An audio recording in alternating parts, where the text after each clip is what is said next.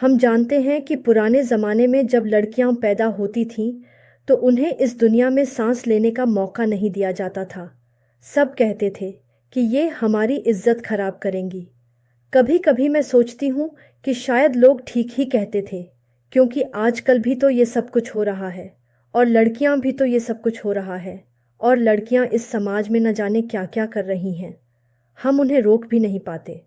पर मुझे नहीं पता था कि मेरे घर में भी एक इस तरह की लड़की जन्म लेगी और हम सबका मुंह काला करवा देगी, जबकि मैंने खुद उसे एक अच्छे इंसान बनाने की कोशिश की थी।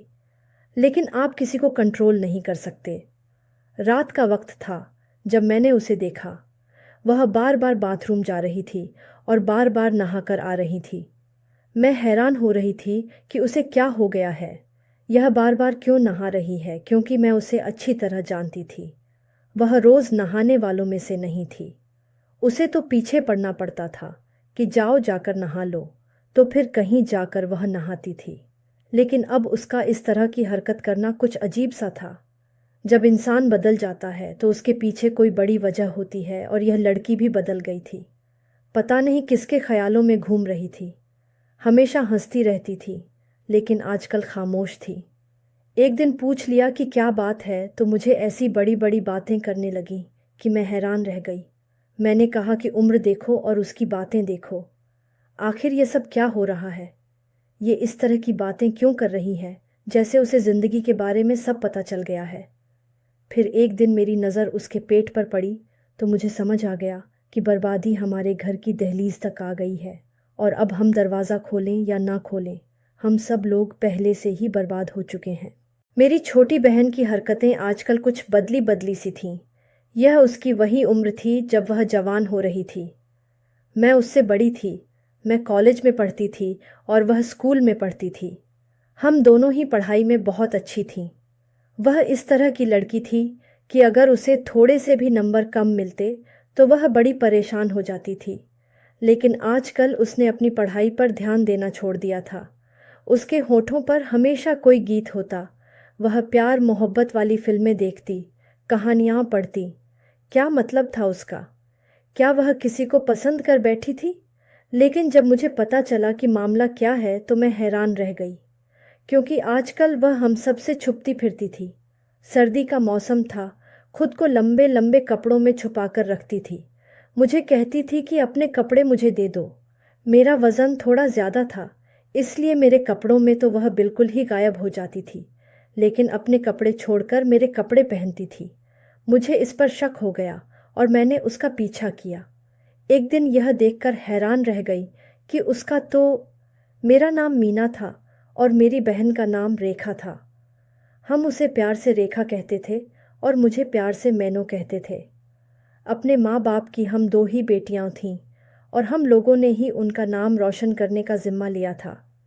क्योंकि जब मेरी माँ के यहाँ दूसरी बेटी यानी कि रेखा पैदा हुई, तो उसके बाद डॉक्टर ने उनको कह दिया कि अब वह दोबारा कभी माँ नहीं बन सकती, वह बांझ हो गई हैं। मेरी दादी और सब रिश्तेदारों ने कहना शुरू कर दिया कि तुम्हारी तो दो ही बेटियां हैं, अगर एक बेटा भी होता तो चलो इस औरत के साथ तुम अपना गुजारा कर लेते, लेकिन अब तुम इसको छोड़ दो या फिर चुपके से दूसरी शादी कर लो। मेरे बाप को यूं समझिए कि ये मशवरे सुबह नाश्ते में भी मिलते, दोपहर के खाने में भी और रात के खाने में भी। और मेरे बाप जैसा इंसान मैंने नहीं देखा कि वह किसी की बात पर कान नहीं धरते थे। घर आकर ये भी नहीं कहते थे कि आज किसी ने मुझ पर अपने माँ बाप की उन हरकतों की वजह से उन लोगों ने घर अलग कर लिया था। उसके बाद तो जैसे पूरे खानदान ने उनका बहिष्कार ही कर दिया। धीरे धीरे हम लोग जवान होने लगे और वो लोग बूढ़े होकर इस दुनिया से जाने लगे। मेरी दादी भी दुनिया में न रहीं, दादा तो पहले ही नहीं थे। लेकिन अफसोस की बात यह है कि जाते जाते भी उनके दिल में हमारे लिए न तो कोई जगह थी और न ही उनके होठों पर हमारे लिए कोई दुआ थी। मेरी माँ को सब लोग खुशनसीब कहते थे। वो कहते थे कि तुम्हें तो तुम्हारे पति ने छोड़ देना था। हमारा कोई भाई नहीं था, लेकिन बाबा ने कभी ऐसी कोई बात नहीं की थी। वो कहते थे कि मेरी बेटियाँ ही मेरा गौरव हैं। पर अब जो मैंने रेखा की हरकतें देखनी शुरू कर दी थीं, मुझे ऐसा लगता था कि वह अपने बाबा का गौरव तोड़ेगी और हम सबका मुंह काल करवाएगी। स्कूल जा रही थी जब मैंने उसे रोक लिया। मैंने कहा कि ज़रा इधर आओ। वह आकर मेरे सामने खड़ी हो गई। मैंने उसे सिर से लेकर पाँव तक देखा। मैंने कहा कि ये क्या हालिया बनाकर जा रही है, पागल हो गई है, दिमाग खराब हो गया है। तो कहने लगी कि क्या हालिया है, कुछ भी तो नहीं किया। मैंने कहा कि मैं तुम्हारी बड़ी बहन हूँ, तुमसे पूरे 6 साल बड़ी हूँ। क्या मुझे नहीं पता कि तुमने क्या क्या किया हुआ है। आंखों में काजल लगा रखा, होठों पे हल्की सी लिपस्टिक, चेहरे पे शायद थोड़ी सी बेस भी लगाई है, लेकिन बहुत ही कम, और ब्लश भी लगाया है। और ये जो बालों की ऊपर टोकर सी उठाई है, ये तुम्हारे चेहरे पे बड़ी सूट कर रही है, बहुत अच्छी लग रही है। लेकिन ये सब किसके लिए यार? क्या तुम्हारे स्कूल में कोई पार्टी है? तो वो कहने लगी कि नहीं, कोई पार्टी नहीं है, और मैंने ऐसा कुछ नहीं किया है। वह कहते हैं ना कि सजने संवरने का मज़ा तो तब आता है जब कोई देखने वाला भी हो। औरत इस तरह से तभी सजती संवरती है जब उसे कोई देखने वाला होता है। वैसे तो लड़कियां सिर्फ लड़कों को दिखाने के लिए ही तैयार नहीं होती, अपने जैसी लड़कियों के लिए भी तैयार होती हैं। लेकिन इससे पहले तो वह इस तरह से तैयार होके नहीं जाती थी। तो फिर आज क्या खास बात थी? इसका मतलब यही था कि उसकी ज़िंदगी में कुछ और ही हो रहा था। मैंने उसे अजीब सी नज़रों से देखा। मैं उसकी आंखों में देख रही थी और वह मुझसे आंखें चुरा रही थी। ऐसे ही आपको लग रही हूँ, वैसे ही मेरा मुंह थोड़ा लाल है। मैंने कहा कि मुझे ये पता है तुम्हारा मुंह कितना लाल है। मैंने उससे कहा कि जाए, मुंह धोकर आए, और वह चली गई। एक बात थी कि वह मेरी बात मान लेती थी, मेरे सामने कुछ बोलती नहीं थी, अभी भी मुझे बाजी ही कहती थी। अगर गुस्से में भी होती तो भी मेरा नाम ले लेती थी। लेकिन पता नहीं आजकल उसके दिल में क्या चल रहा था। मैंने इन बातों को ज़्यादा नोटिस नहीं किया था, जब एक दिन हम सब लोग परेशान हो गए क्योंकि रेखा घर नहीं आई थी, जबकि उसके घर आने का वक्त हो गया था। स्कूल यहाँ से ज़्यादा दूर नहीं था। 2-4 लड़कियाँ इस गली में आती थीं, वह भी उनके साथ ही आ जाती थी। मेरे बाबा ने बचपन से हमारी बहुत देखभाल की थी, लेकिन अब हमने उनको कह दिया कि जब 4-5 लड़कियाँ इस तरफ आती हैं और वह भी उनके साथ आ जाती है तो क्या परेशानी है। मैं भी यही तरीका अपनाती थी। कुछ लड़कियां गली में आती थीं तो हम सब लड़कियां एक साथ चलते हुए गलियों के अंदर से होते हुए अपने अपने घर में आ जाती थीं। तो क्या परेशानी है? मैं भी यही तरीका अपनी थी। कुछ लड़कियां गली में आती थीं तो हम सब लड़कियां एक साथ चलते हुए गलियों के अंदर से होते हुए अपने अपने घर में आ जाती थीं। और इस रूटीन को भी 2 साल हो गए थे, क्योंकि अब बाबा से हमारी ड्यूटी नहीं लगाई जाती थी और वो बूढ़े हो रहे थे। रेखा का अभी तक घर न आना बड़ी अजीब बात थी। मेरे बाबा घर पे नहीं थे, अगर होते तो सबसे ज़्यादा वही परेशान होते। उस दिन 2 बजे तक घर आ जाना था, लेकिन अब 4 बजने वाले थे। मेरी माँ ने मुझसे कहा कि जिन लड़कियों के साथ वो आती है, ज़रा उनके घर जाकर पता करके आओ। एक लड़की तो सामने ही रहती थी और वो सुबह गई थी। मैं उसके घर चली गई और वो मेरी बात सुनकर हैरान रह गई। वो कहने लगी कि हमारे साथ नहीं निकली है। वो तो कह रही थी कि मैं थोड़ी देर में आऊँगी, तुम लोग मेरा इंतज़ार नहीं करना। इसलिए हम उसको छोड़ के खुद ही वापस आ गए कि शायद आज उसे अंकल ने लेना हो। मैंने कहा कि लेकिन मेरे बाबा ने तो आज शाम तक मसरूफ़ रहना था। ऐसी तो कोई बात नहीं। मैं दूसरी लड़की के घर गई, वो भी यही किस्सा सुना रही थी कि वो सुबह से कह रही थी कि तुम सबके साथ जाऊंगी, फिर जाने क्या हुआ। लेकिन एक बात है कि आज उसे सज़ा भी मिली थी। मैंने कहा कि कौन सी सज़ा? तो कहने लगी कि वो सरमान है ना, उन्होंने उसकी छुट्टी बंद कर दी थी और वो काफ़ी देर तक क्लास में ही थी। मैंने कहा कि क्या मतलब, मुझे पूरी बात बताओ, और ये सरमान कौन है? उसकी दोस्त ने कहा कि सरमान हमारे मैथ के टीचर हैं, बहुत ही ज़्यादा हैंडसम और खूबसूरत हैं। मैंने कहा कि तुमसे ये तो नहीं पूछा कि हैंडसम और खूबसूरत हैं, स्कूल में पढ़ने जाती हो या टीचर्स को देखने के लिए जाती हो? उसने कहा कि ये बात रेखा ही कहती है। शायद उससे मेरी बात बुरी लगी, इसमें उसने मेरी बहन पे इल्ज़ाम लगा दिया। मैंने कहा कि क्या मतलब, रेखा भी कहती है। कहने लगी कि रेखा भी उनके आगे पीछे रहती है, उनका काम तो ऐसे करती है जैसे उनका काम करने से बहुत ज़्यादा पुण्य मिलेगा, और ऐसी हो जाती है उनके सामने कि हम कहते हैं कि ये तो वो वाली रेखा ही नहीं है। कोई बदतमीज़ी नहीं करती, बड़े तरीके से बात करती है। बार बार अपने बालों को पीछे करती है। मैं उस लड़की की बातें सुनकर हैरान हो रही थी। हम सब तो रेखा को छेड़ते हैं, कहते हैं कि लगता है तुम्हें सलमान पसंद आ गए। मैंने कहा कि अपना मुंह बंद करो। एक तो यहाँ पर परेशानी बना रही हो, तुम लोग इधर उधर की बातें कर रही हो, जो सवाल कर रही हूँ उसका ठीक से जवाब नहीं दे रही हो, अपनी मस्ती में रहती हो। कुछ पता नहीं कि दोस्त कब आई कब गई।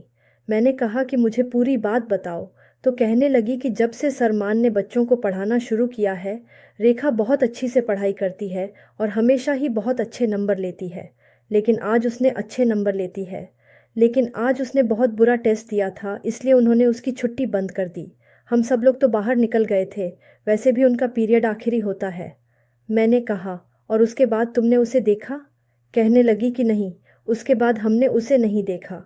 दूसरी लड़की कह रही थी कि उसने देखा है। बात बड़ी उलझन में थी। मैं बड़ी परेशान हो गई। मैंने कहा कि ये सरमान जो भी हैं, लगता है ये सब उसी का किया धरा है। कहीं कुछ बुरा तो नहीं हो गया? कहीं कोई आपत्ति तो नहीं आ गई? क्योंकि 2 घंटे तो बहुत ज़्यादा होते हैं, 1 मिनट भी नहीं गुजरता। करते करते शाम हो गई और हमें ये बात अपने बाबा को बतानी पड़ गई। उनके लिए तो ऐसा ही था जैसे उन पर कयामत आ गई। वो बड़े परेशान हो गए थे। जवान बेटी स्कूल से गायब, घर नहीं आई। जब हम लोग इधर उधर ढूंढ रहे थे, सब लोग लगे हुए थे। 2 कजिनों को भी बता दिया, यानी कि पूरे परिवार में ही बात फैल गई थी, क्योंकि बात कोई छोटी नहीं थी। उसके बाद अभी हम लोग घर से बाहर निकले कि अचानक से मुझे गली के किनारे पर रेखा नजर आई। वो चलती हुई वहां आ रही थी। उस वक्त मैंने सिर्फ इस बात पर ध्यान दिया कि वो आ गई है, उसकी शक्ल और उसकी आंखों पर नहीं। मैंने कहा, कहाँ से आ रही हो तुम? शाम के 6 बजे, 4 घंटे से कहाँ थी? उसने कहा, मुझे घर में तो आने दो। वो घर में आ गई और हम सबको उसने बहुत पक्का सा जवाब दे दिया। उसने कहा, मुझे एक छोटी लड़की मिल गई थी जो स्कूल के बाहर खड़ी थी और गुम हो गई थी। पता नहीं किसी और स्कूल की थी और वहाँ की बस में बैठ के यहाँ आई। उस बस ने यहाँ से भी लड़कियाँ उठानी थीं, लेकिन वो यहाँ पे उतर गई और बस वाला चला गया। मैं उसे उसके घर तक छोड़ने गई थी। मैंने सोच लिया था कि उसे अकेले नहीं छोड़ सकती। मैं उसे उसके घर छोड़कर आई हूँ। बच्ची छोटी थी, उसे ठीक से पता नहीं था। बड़ी मुश्किल से पूछा। मैंने बस इसी काम में मेरे 4 घंटे लग गए। हमने उसे सिर से लेकर पांव तक देखा। वो बिल्कुल ठीक ठाक थी। खैर, वो आ गई थी तो सब लोग मुतमिन हो गए और सब ने कहा कि ठीक है, लेकिन ऐसे किसी की मदद करने के लिए बाकी लोगों को तो मुसीबत में नहीं डालते ना। अब परिवार में तो बात फैल गई है, पता नहीं वो क्या कहेंगे। खैर, रात हुई तो सब नॉर्मल थे। हम दोनों बहनें एक ही कमरे में सोती थीं। मैंने कहा कि आज तुम्हें किसी की मदद करने का ख्याल कैसे आ गया? तुम्हारा ये अवतार तो मैंने आज देखा है।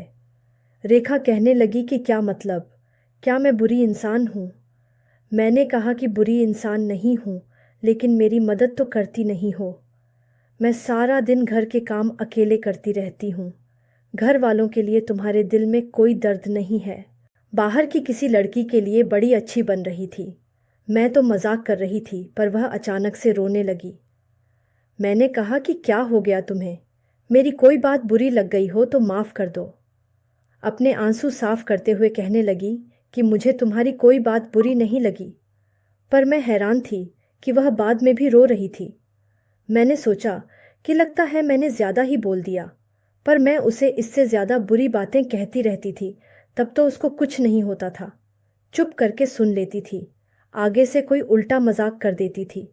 फिर आज उसे क्या हो गया कि वह इस कदर रो रही थी? सोचा कि सुबह पूछेंगी, लेकिन सुबह पूछना याद नहीं रहा, क्योंकि कुछ और पूछना था।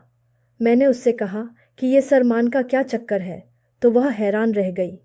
उसने कहा कि क्या मतलब, सरमान का क्या चक्कर है? आपने किससे पूछा? मैंने कहा कि तुम्हारी दोस्त बता रही थी। वह गुस्सा हो गई और उसने कहा कि इस नैना के भी दिल में कोई बात नहीं रहती। मैंने कहा कि इसके दिल में कोई बात रहे ना रहे, तुम्हारे दिल में क्या बात है, ज़रा बताओ मुझे। तो मेरी बहन ने बताया कि कुछ नहीं है बाजी, बस मुझे वो सर अच्छे लगते हैं, बड़े ही हैंडसम हैं, खूबसूरत से हैं।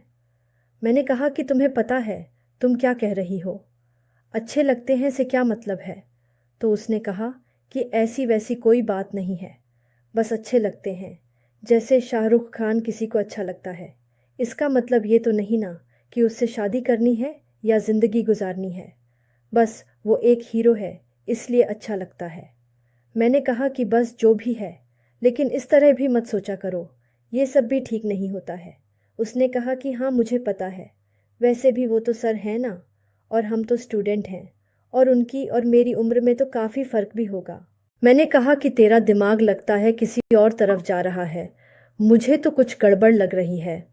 देख, कोई ऐसी वैसी बात दिल में ना पाल लेना जो सारी जिंदगी के लिए मुसीबत बन जाए। तुझे पता है ना हमारी जिंदगी का मकसद क्या है? हमने परिवार वालों को खुश रखना है, अपने बाबा की बात माननी है, हमने उनका मान बनाना है। पता है ना तुझे? वह कहने लगी कि हाँ मुझे पता है, बिल्कुल पता है। बस उस दिन के बाद रेखा बिल्कुल बदल गई थी, उसकी हरकतें भी बदल गई थीं। वह खोई खोई सी रहने लगी, कुछ सोचती रहती थी, कुछ बताती नहीं थी। पहले तो अपने दिल की हर बात मुझसे किया करती थी, क्योंकि मैं उसकी बड़ी बहन थी, लेकिन अब कुछ भी नहीं बताती थी। आजकल उसकी हरकतें बहुत अजीब हो गई थीं। एक दिन मैं रात को सो रही थी, जब मुझे उसके रोने की आवाज़ आई। मैं हैरान हुई कि ये रोने की आवाज़ कहाँ से आ रही है। मुझे लगा कि मैं कोई ख्वाब देख रही हूँ, लेकिन फिर मुझे पता चला कि ये तो रेखा के रोने की आवाज़ है। मैंने फ़ौरन से लाइट ऑन की, पर लाइट ऑन करने से पहले भी मैंने उसका नाम लिया और कहा कि क्या बात है, क्या हो गया। जब मैंने लाइट ऑन की तो वह मेरी तरफ ऐसे मुड़ी जैसे सो रही थी, और मैंने उसे जगा दिया। कहने लगी कि बाजी लाइट क्यों ऑन की है, मैं सो रही थी। मैंने पहले भी उसे चुप चुप के रोते हुए सुना था, और अभी भी वही कह रही थी, पर मुझे बताना नहीं चाहती थी कि उसने अपने दिल में कोई बात रख ली थी। वह होते हैं ना कुछ बच्चे जो अपने दिल में कोई बात रख लेते हैं और फिर रोते रहते हैं, जब तक उनसे प्यार से नहीं पूछो बताते नहीं। लेकिन ये ऐसी बिल्कुल भी नहीं थी, इसलिए दिल में जो होता था ये मुंह पर बोल देती थी।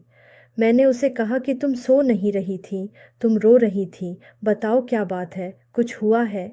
तो उसने कहा कि नहीं कुछ नहीं हुआ, आपको कोई सपना आया होगा। उसकी शक्ल देख के भी ऐसा नहीं लग रहा था कि वह रो रही थी। मैं भी समझ गई कि हाँ शायद मैंने सपने में कुछ देखा होगा, क्योंकि आधी रात का वक्त था और कमरे में सिर्फ लैंप की रोशनी थी। मैं फिर से लेट गई, लेकिन मेरा एक परेशानी था कि मैं एक दफ़ा जाग जाती तो फिर मुझे दोबारा ठीक से नींद नहीं आती थी।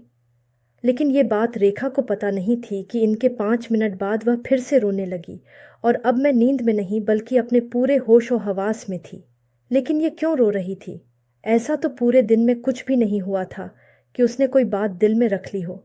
वैसे भी ऐसी नहीं थी कि छोटी छोटी बातों को दिल पर ले ले, और हमारे माँ बाप हमारे साथ कभी भी इस तरह से बात नहीं करते थे कि जिससे हमें बुरा लगे। अगर उन्होंने कोई बात भी समझानी होती थी तो तरीके से समझाते थे। हम बहनों में तो वैसे भी लड़ाई झगड़े वाला कोई माहौल नहीं था, क्योंकि मैंने उसे हमेशा अपनी औलाद की तरह ही पाला था। वैसे तो मैं उससे 6 साल बड़ी थी, लेकिन मैं बड़ी बहन थी, इसलिए मेरे लिए तो वह हमेशा छोटी ही रहती। फिर ये रो क्यों रही थी? एक दिन मैं परेशान होकर उसके स्कूल चली गई। सोचा कि सबसे पूछती हूँ कि कैसी स्टूडेंट है, पढ़ाई में कैसी जा रही है, क्योंकि अब बस आखिरी साल ही तो था। मैं उसकी क्लास इंचार्ज से मिली। उसने कहा कि पहले तो बहुत अच्छी थी, क्लास की टॉप 10 लड़कियों में थी, लेकिन आजकल कुछ गड़बड़ाई हुई सी है। आपके घर में कोई परेशानी चल रहा है क्या? मैंने कहा कि नहीं जी, घर में तो कोई परेशानी नहीं चल रहा। पता नहीं फिर वह ऐसा क्यों कर रही है। स्कूल वालों ने भी यही बातें की। मैं एक जगह बैठी थी जब मेरे सामने से एक आदमी गुजरा, और मैं उसे देख के हैरान रह गई कि ये कौन है, क्योंकि वह आदमी नहीं, ऐसा लगता था कि उस पर हुस्न का साया था। इतना खूबसूरत आदमी मैंने तो अपने आसपास पहली दफ़ा देखा था, यानी कि फिल्मों ड्रामों या किसी और चीज़ के अलावा बिल्कुल ही हीरो जैसा लगता था। लंबा चौड़ा, खूबसूरत, सफ़ेद रंग का मालिक, और नज़र भी ऐसे थे कि देख के कोई भी पागल हो सकता था। पर ये कौन था? जब वह वहाँ से गुजरा तो 2 लड़कियाँ उसे देख के हंस रही थीं। मैं उनके पास गई और मैंने कहा कि ये कौन है? तो कहने लगी कि ये सरमान है, वह पढ़ाते हैं, और मैं समझ गई कि तभी मेरी बहन कह रही थी कि बहुत अच्छा है और अच्छा लगता है। ये तो किसी को भी अच्छा ही लगेगा, बुरा तो नहीं लग सकता। ऐसा खूबसूरत मर्द तो हम लोगों ने पहले कभी देखा ही नहीं था। वह कह रही थी कि मुझसे उम्र में कुछ ज़्यादा बड़ा है, लेकिन इतना बड़ा नहीं लग रहा था। मैंने सोचा कि इनसे भी बात कर लेती हूँ। अभी तो मेरी बहन की क्लास को पढ़ाते हैं। मैं उनके पीछे पीछे जाने लगी। वह स्टाफ रूम में जा रहे थे। मैंने कहा कि 2 मिनट आपसे बात करनी है, रेखा भारद्वाज के बारे में बात करनी है, रेखा के बारे में। उसने कहा कि रेखा? मैं सोच में पड़ गया। उसकी आवाज़ भी बड़ी कमाल थी। फिर उसे याद आ गया और मैंने कहा कि जी इसके बारे में बात करनी है। तो उसने कहा कि हाँ, अच्छी लड़की है, पढ़ाई में भी ठीक है, मैथ भी उसको अच्छा लगता है। वह बहुत जल्दी जल्दी बात कर रहा था। उसने मुझसे पहले पूछा कि आप कौन हैं? तो मैंने कहा कि मैं उसकी बड़ी बहन हूँ। मैंने कहा कि सर, मुझे ऐसा लगता है कि सब कुछ ठीक नहीं है। आप इतने आराम से कह रहे हैं, लेकिन वह बिल्कुल भी पहले की तरह पढ़ाई में तवज्जो नहीं दे रही है। उसने कहा कि ये तो आप लोगों का परेशानी है, मेरा नहीं। वह बात खत्म करके वहाँ से चला गया और मैं इस नतीजे पर पहुँच गई कि जो लोग खूबसूरत होते हैं वह बाइखलाक नहीं होते। बड़ा ही कोई बदतमीज़ आदमी था। जल्दी जल्दी बात खत्म कर दी। दिन ऐसे ही गुजरते गए और सर्दियों का मौसम आ गया। रेखा मेरे कपड़े पहनने लगी।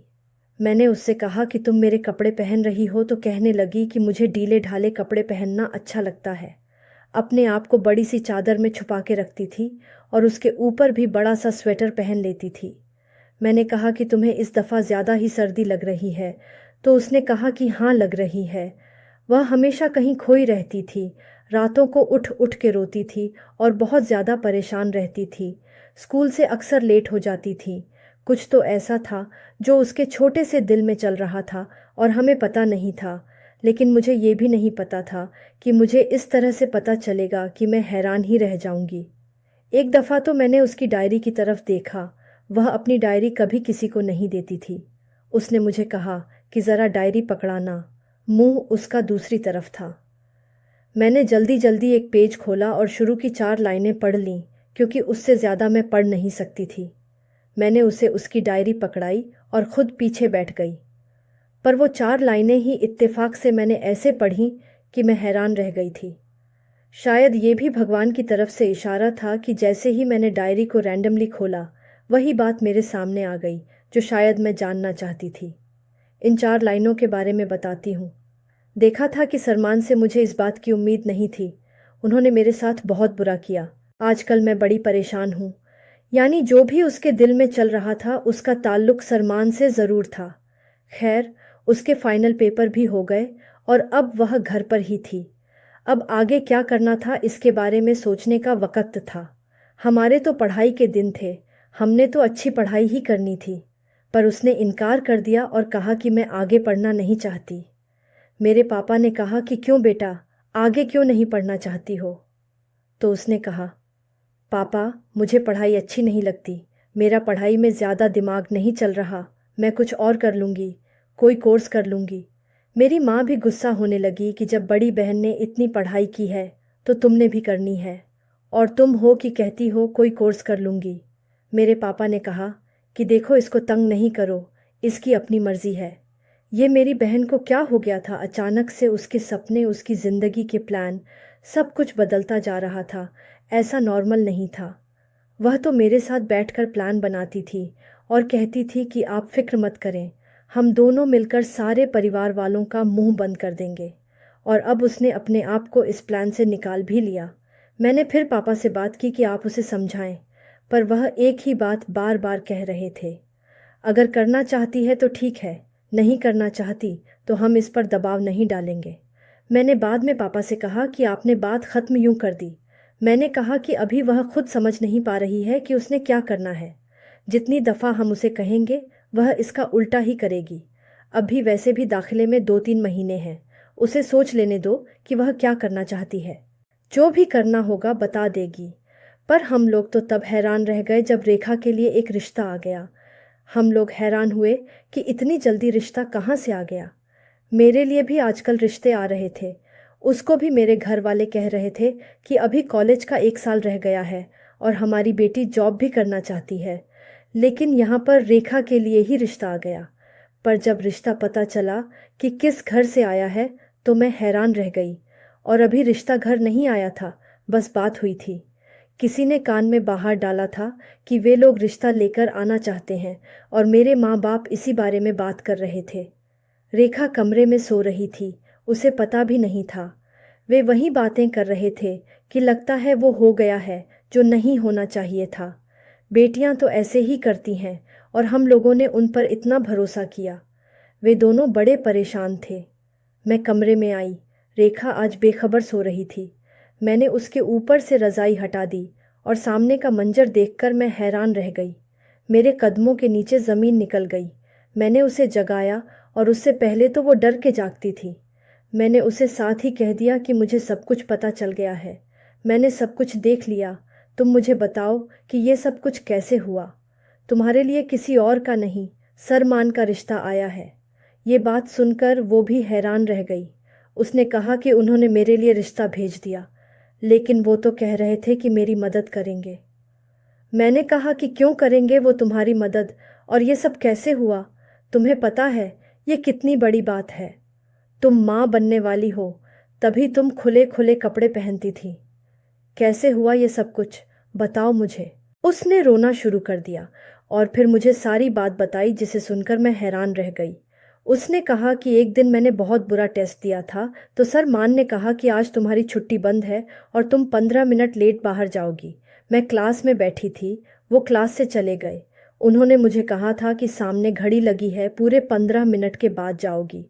वह लड़कियों पर हाथ भी नहीं उठाते और उन्हें स्टिक से मारने वाली सज़ा भी नहीं देते, लेकिन इस तरह की सज़ा दे देते हैं।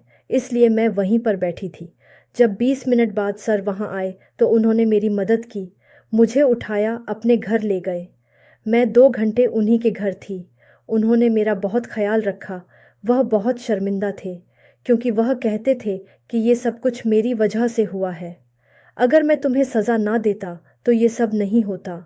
उन्होंने मुझे समझाया कि तुम्हें ये बात किसी को नहीं बतानी। मैं तुम्हारी मदद करूँगा। और मैं अपने आप को संभाल के काफ़ी हद तक सेट होके वापस घर आ गई। मैंने झूठ बोला कि एक लड़की की मदद कर रही थी, पर मुझे नहीं पता था कि इसका नतीजा ये निकलेगा। उनको भी इस बारे में सब कुछ पता है और सिर्फ उनको ही पता है। वो कह रहे थे कि मेरी मदद करेंगे, बस मैं अपने पेपर दे दूं और घर चली जाऊं। लेकिन क्या वो ऐसे मदद करना चाहते हैं मेरी कि मुझसे शादी करना चाहते हैं? मैं तो अपने सिर पर हाथ रख के बैठ गई। मैंने कहा कि वो बहुत अच्छा इंसान है, वो वाकई तुम्हारी मदद करना चाहता है और एक मर्द एक औरत की ऐसे ही मदद कर सकता है। तो मैं अपना नाम देना चाहती हूँ।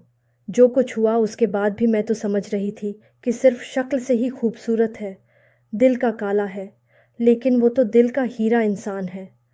पर रेखा कहने लगी कि हमारी उम्र में तो काफ़ी फ़र्क है। मैंने कहा कि इतना फ़र्क नहीं है, 7-8 साल का फ़र्क कोई फ़र्क नहीं होता। तो मैं क्या लगता है, इतना फ़र्क तो हमारे माँ बाप भी बर्दाश्त कर सकते हैं। लेकिन ये बात बहुत ज़्यादा अजीब है, कुछ तो करना होगा। खैर, हम लोगों ने निकाह की रस्म कर दी और लोगों से कहा कि दोनों बहनों की शादी एक साथ करेंगे। लेकिन फिर 2 महीने बाद ये बहाना कर दिया कि लड़के की माँ बीमार है और चाहती है कि जल्दी से रुखसती हो जाए, और रेखा को उसके घर भेज दिया। माँ बाप को जब सब कुछ बताया तो वो मराहिल बहुत मुश्किल था। वो भी परेशान हुए, रोए कि हमारे घर पे कितनी बड़ी मुसीबत आई। लेकिन इस आदमी को सलाम भी करने लगे जिसने इस घर को इस मुसीबत से बचाया। जिसने बुरा किया उसे भी पकड़वाया और पुलिस के हवाले भी किया। मेरी बहन की ज़िंदगी में एक बहुत बड़ा तूफ़ान आया था, लेकिन इस तूफ़ान के आगे एक असली मर्द खड़ा था जिसने इस तूफ़ान को अपने हाथों में पकड़कर एक छोटी सी हवा बना दी, और वो हवा जो एक पल में ही हवा हो गई। आज वो मेरी बहन का पति है और मेरी शादी भी हो चुकी है। उनकी शादी को 5 साल हो गए हैं और उनके घर में एक बेटी है। मैंने तो ऐसे कभी भी नहीं देखा कि मुनीर ने कभी इस बेटी के बारे में कोई बात की हो। वह उसे ऐसे ही चाहता है जैसे उसकी अपनी औलाद है। वो लोग एक साथ बहुत खुश हैं। मेरी बहन मुझसे छोटी थी, लेकिन अब बहुत समझदार हो गई है। उसे देखकर ऐसा लगता है जैसे वो कभी छोटी थी ही नहीं। जिंदगी ने वाकई उसके साथ अच्छा नहीं किया, लेकिन उसने एक अच्छे मर्द से तो मिल गया। मैं अपनी कहानी सुनाकर आप लोगों को यही बताना चाहती हूँ कि मर्द कभी मजबूर नहीं होता। जो मर्द यह कहता है कि मैं मजबूर हूँ, वह या तो मर्द ही नहीं होता या फिर वह झूठ बोल रहा होता है। कभी मर्द भी मजबूर हुआ है क्या? मजबूर तो हमेशा औरत होती है। मर्द को भगवान ने यह ताकत दी है कि वह औरत को बचा सकता है। यह जो उसको मुहाफिज बनाया गया है, यह ऐसे ही नहीं बनाया गया। यह मुहाफिज बहुत बड़ा लफ्ज़ है। इसका बोझ उठाना आसान नहीं है, लेकिन मर्द इस काबिल है कि वह इसका बोझ उठा सकता है। अगर न उठाना चाहे तो अलग बात है। आप लोग बताएं, क्या आप में से अगर कोई मान की जगह होता तो वह ऐसा कदम उठाने को तैयार था? यह तो वही बात थी कि उन्होंने वाकई वह कर दिखाया जो और कोई भी नहीं कर सकता था, क्योंकि इतना ज़फ़ लाना भी बड़ी बात होती है। जो इंसान दूसरों को शिक्षा देता है, वह खुद अच्छा इंसान ही होता है, और एक अच्छा इंसान ही एक अच्छा टीचर होता है। दोस्तों, उम्मीद करती हूँ आपको हमारी कहानी पसंद आई होगी। कहानी पसंद आई है तो वीडियो को लाइक करें, चैनल पर नए हैं तो चैनल को सब्सक्राइब करें, और हाँ, नोटिफिकेशन बेल को ज़रूर दबाएं ताकि अगली अपडेट सबसे पहले आपको मिले।